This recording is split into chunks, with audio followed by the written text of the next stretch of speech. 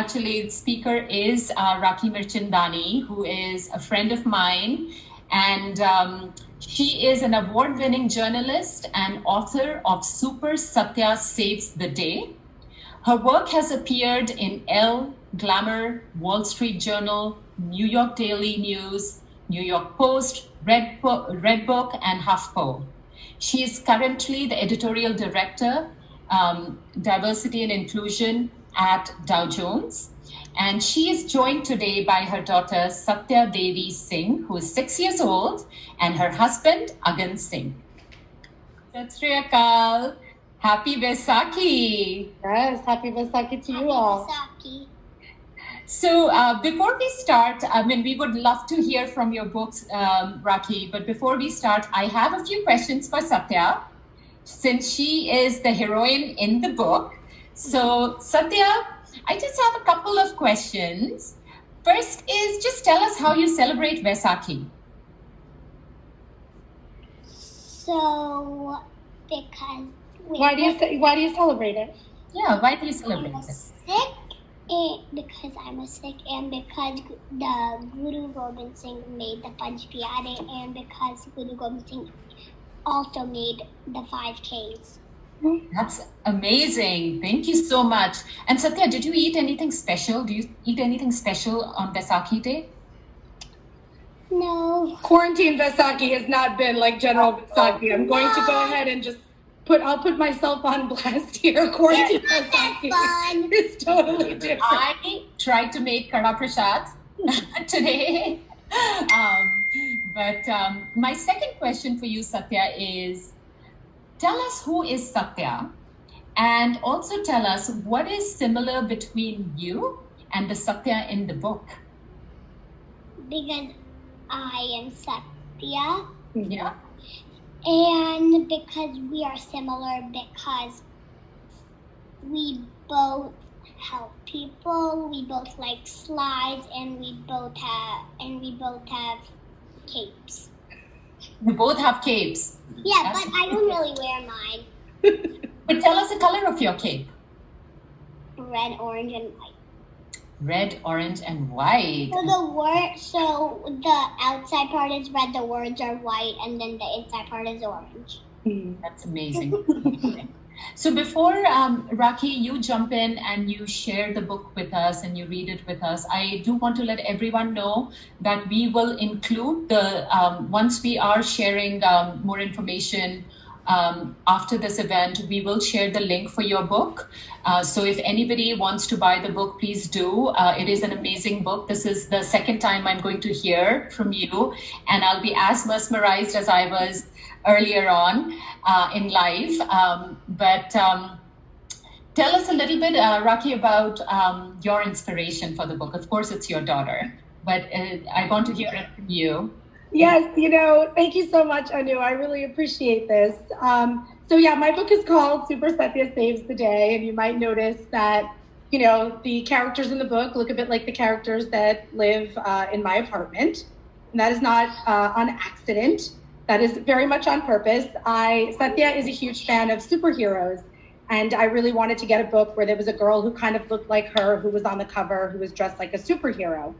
And I went to the bookstore and I went to the library and I came up empty-handed. There was not a single book where I could find a family like ours represented. A little brown girl, a father with a turban, and their sidekick, me. And there were 0 books. And so I wrote the book for her. And I realized, it's been a year and a half since the book has been out. And I wrote this book for an audience of one. I wrote it for Satya.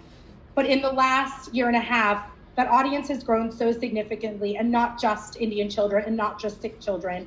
And I think there's this great love and appetite and joy in seeing all of the families represented in literature, your neighbors, your friends, and it's been really delightful.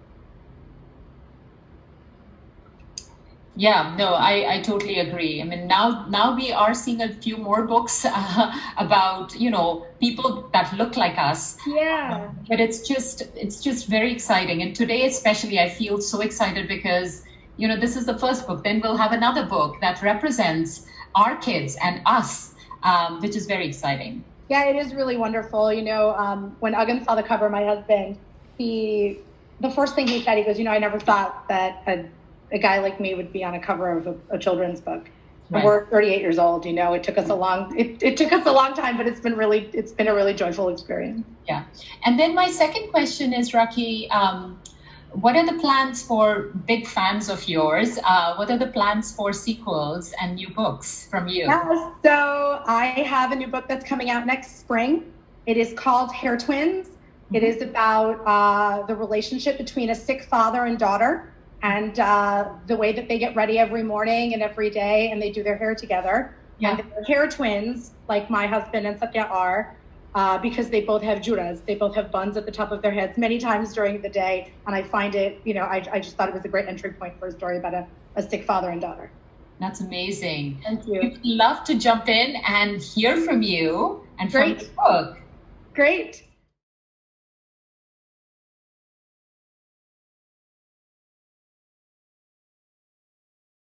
You can let me know if you can't see it, or I'll do my very best. It was a loud day on a loud street in a very loud town of Hoboken.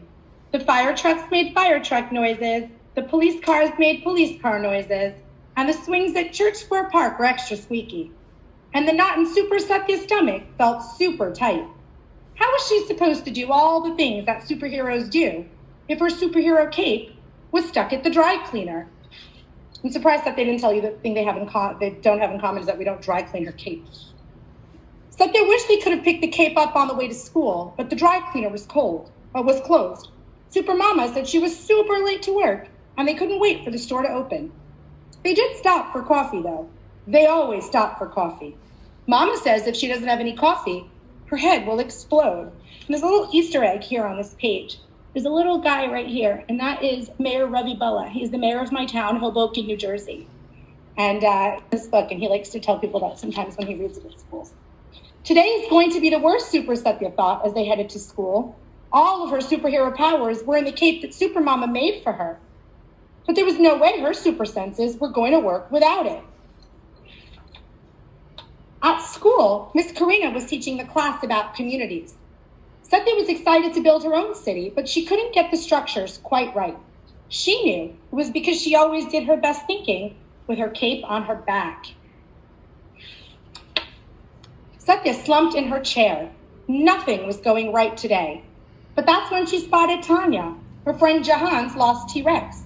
Tanya had been missing for days, and Jahan had been so super sad. Super Satya scooped Tanya up and ran over to Jahan, who hugged his pal Satya so tight, she felt some super breath leave her belly. Super Satya, you did it! You found her! You really are a hero, Jahan said. Not without a cape, Satya thought, as the class headed out for an afternoon walk. Outside, the boats were making boat noises, and the birds were making bird noises. It was very loud. Suddenly, Super Satya heard a sound that didn't belong. It was a gentle whimper coming from somewhere near the grass. As she got closer, the noise got louder. A scared set of puppy eyes peeked out from behind the trash can. Don't worry, little friend, Satya whispered. We'll find your family. In the distance, a boy was holding a leash, running and shouting. Leo, Leo, come here, buddy. He looked just as scared as the dog. I think he's over here, Super Satya called to the boy. He looks really scared, and I heard him crying. His collar is too big for him, said the boy. Thank you for finding him. I was really worried. You must have some super hearing to have heard his little cry with all this noise out here. Super Satya walked a little straighter on the way back to school. Her super eyes and ears seemed to work just fine without the cape. After school, Satya was missing her cape more than ever. Today was the day she had planned to conquer the tallest slide in Hoboken. But there was no way that was happening without her trusty cape. Forget it. But then Super Satya started thinking about the day. She thought about all the super things she'd done and all the friends she'd helped. I wonder, do I really need my cape? My friends, do you think she needs this cape? With a quick nod and wink to her super dada, Super Satya ran up the steps and took her spot at the top of the slide. She was scared, But she was also super excited. You can see that little guy down there. Can you see him? That's Uggan. That's my roommate. Oh. Without thinking about anything else, she let go. You did it, Super Dada exclaimed as he picked her up and he gave her a kiss. You really are super brave. On the way home, Super Dada and Super Satya stopped at the dry cleaner, just like Super Mama said they would. The cape was pressed and ready. Thanks, Mrs. Markowitz. You always take such good care of my cape, Satya said as she left the shop. Having her cape back sure felt great, Satya thought, as she draped it over her shoulders. But she knew her day was super because she was, and you can say it with me, Super Satya. Very nice. Thank you so much, You're Raakhee. welcome. Thank you for having me. I just have one quick question for you, Raakhee.